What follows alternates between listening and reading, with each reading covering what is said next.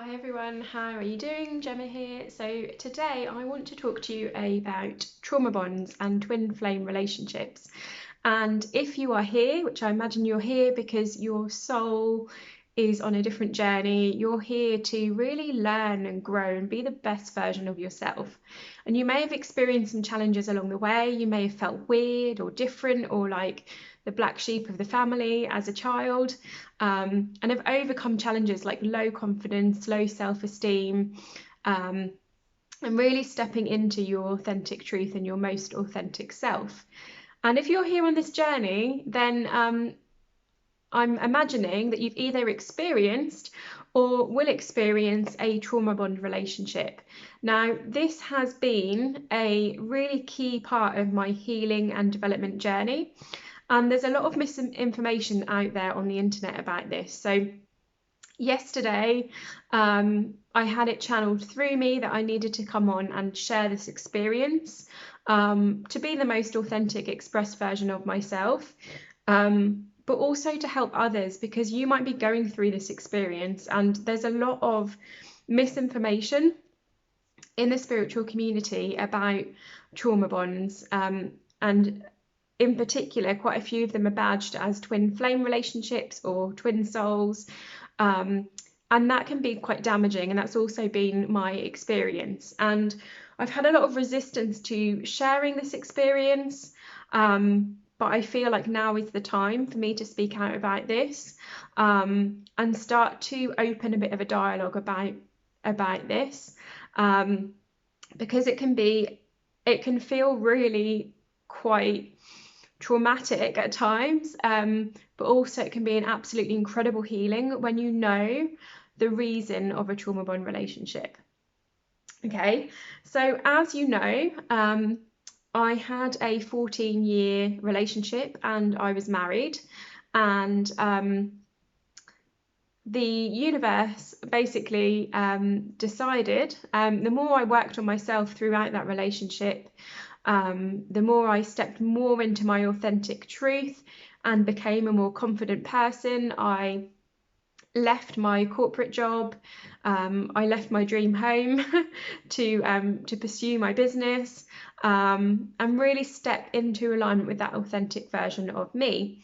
But unfortunately, what was not aligned was that relationship that I had, and was that marriage. It was no longer aligned. I had worked on myself an awful lot, and by the end of those 14 years, we were two very different people, and very independent, doing our own things. And what I hadn't really done, so the universe kind of just plucked me out of that marriage, is the only way I can describe it. So for anyone that's going through something similar, it's like your whole world just gets shaken up. And I remember actually phoning my mum and saying to my mum, I actually feel like the universe has picked me up and is shaking me out of this marriage. And that's what was happening. I wasn't seeing the signs. I wasn't seeing those signs and those intuitive nudges that it wasn't in alignment. And the universe just shook everything up, and I ended up leaving, living in a variety of holiday homes over the last 18 months, which has been quite unsettling, but also like a really amazing experience as well. And through that process, of leaving and living in those holiday homes, I experienced a trauma bond relationship. Now, this relationship was very unique in that it was a virtual relationship. It was cross-continent, and I want to talk more about what happened from the concept of a trauma bond, because some of you may be feeling this. And so in particular, there was a very strong connection with this person right from the beginning, and it wasn't like your typical romantic relationship. It wasn't like, oh wow, like I'm really, I feel really attracted to this person, or I get on really well, or there's a spark. There was like this extreme, the only way to describe it was like an extreme energetic connection, and I felt it in my sacral. And I didn't understand it. I'd never experienced this feeling before. And I felt like everything around me was kind of pushing me towards this person, even though they weren't conventionally someone that I would have, thought of to connect with or to be in a relationship with this person in this way. And at that exact moment, I just looked up onto my friend's bookshelf and saw a book with the name of the country that they live in. And so it was a very and things moved very, very quickly in this relationship. And there was like this intense like magnetic pull is the only way I can describe it. And it was an energetic relationship. So if you've experienced this, so the first thing I did was went off and Googled it and was like, what is this? Like, I've never had this before. I know that I'd been through my energy healing training, and I knew that I was like opening up spiritually, like even more, but I'd never experienced something that actually gave me like that pull in my sacral. It was like there was a bonfire in my sacral that was pulling me towards this person. So off I went and Googled away, and when you Google this type of connection and this type of relationship, everywhere what you see is all about twin flames. Now, the idea of twin flames is that you are, part of the same soul or connected souls from previous lifetimes, and you're brought together, and this journey is all about healing. And there's also a misconception that, and in some cases, like these do become like really genuine connections. But there's a lot of misinformation out there, and I would read things like so one thing that I experienced was this push-pull and this roller coaster. So I experienced like being like love bombed and then suddenly ignored, which I now know is like quite a narcissistic trait, and it's to do with trauma. And I know I attracted that situation due to my own trauma as well. But there's a lot of misinformation on the internet that says, especially in like these male-female dynamics, that when the person goes off and ignores you for days on end, you need to work on yourself and then eventually they'll come back. So this became like a bit of a roller coaster for me, where I had this intense connection, and I was roller coastering through the whole thing, not really knowing where I stood. One moment I was being love bombed, the next moment I was being ignored, and it was very, very chaotic. So coming out of a 14-year relationship and a marriage where things were very, very stable, and probably at times quite boring, this was like super, super exciting, so it drew me in. But it was quite narcissistic, and there is a lot of misinformation out there that we need to just go with this, and when we heal it will all calm down. And I did so much healing. I did so much flipping healing over that time, and it didn't make a difference. What actually ended up happening was it ended up being quite an abusive online relationship, and I'm trying to be very, very respectful of the person here, because they're on their own journey, I'm on my own journey, I totally get that, but I am really appreciative of it because it was all about healing and it was all about self-love. So just trying to think where I was going to go with this. So it was a trauma bond, and I didn't know this until I spoke to my gurus and mentors. There is this misconception about what these type of relationships are, but it was actually a trauma bond. Now, a trauma bond relationship is where it shows us the parts of us that we need to heal. Sometimes it will mirror a relationship we've had with a caregiver in our childhood. These aren't necessarily always romantic relationships either. We can have trauma bonds with our friends. I did have one, now I know what it is.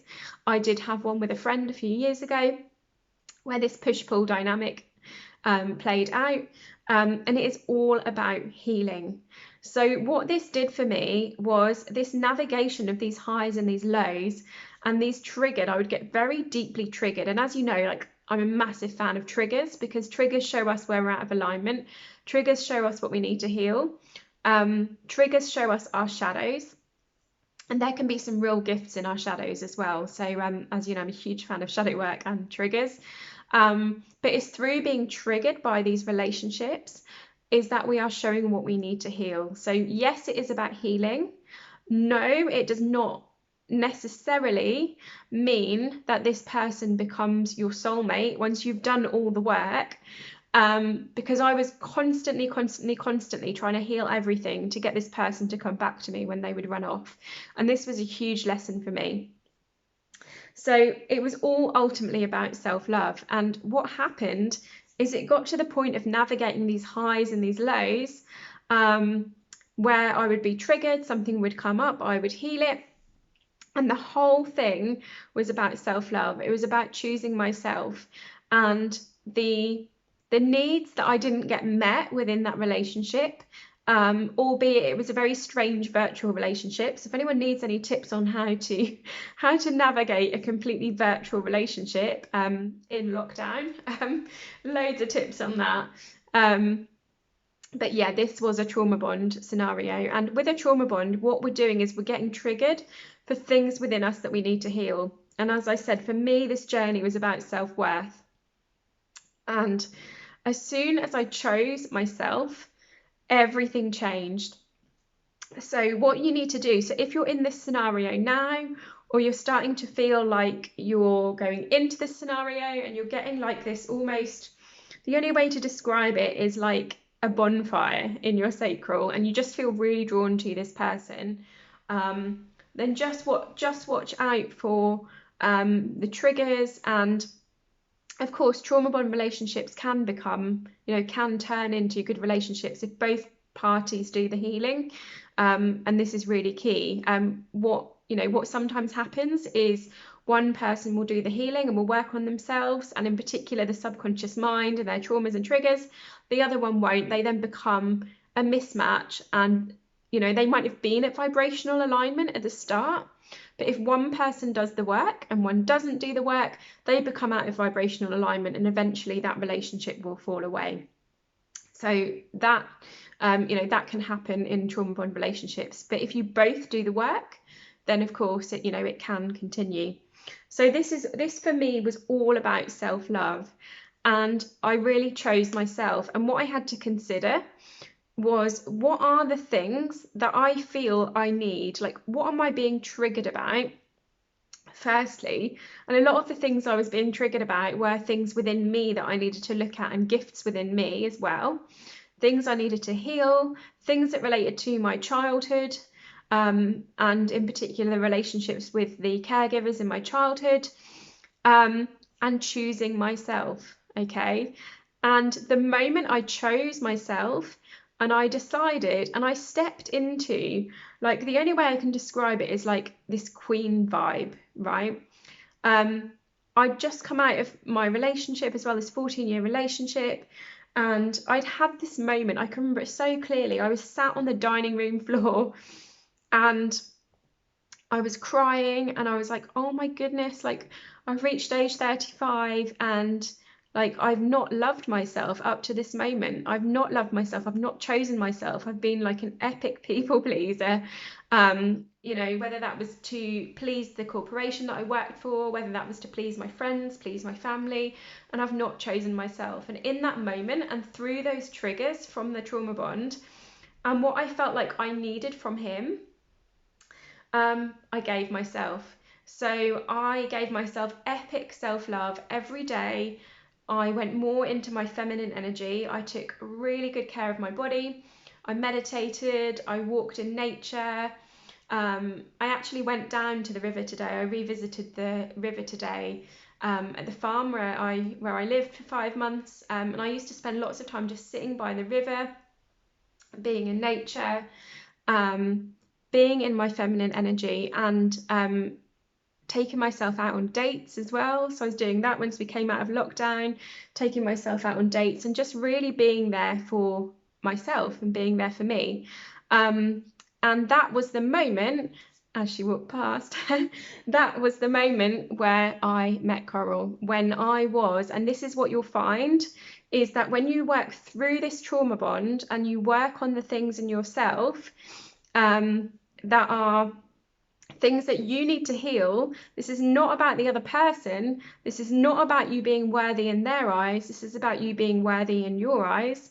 And as soon as you do the work, you'll usually find that a soulmate relationship will drop in, and that's because you've done the work. And both Coral and I found that when we chose ourselves and we did the inner work from what the trauma bond relationships were bringing up for us, that's when you truly choose yourself, and you choose yourself and everything aligns. So this whole journey for me was about self-love, and actually having that realization that it didn't come from anyone else, and that I needed to heal those traumas and those triggers and give myself what it was that I needed.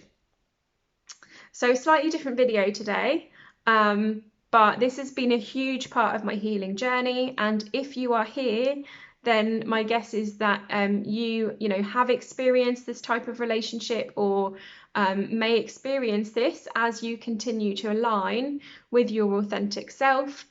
And this can be, relationships are like another part of the puzzle, of the energy puzzle, as it were, because everything is energy as well. And we get to a point in our spiritual development where we can't deny that everything is energy. So even our relationships are going to become energetic as we step more into this space. And your soul chose to be here at this time for a reason, to have these lessons. We are not here for easy journeys, but it all comes back to self-love. So let me know in comments what you thought of this video. Let me know your experiences, if you've experienced these type of relationships, and all the healings that comes with part of that. And yeah, let's have a discussion about being your most authentic self. Bye for now.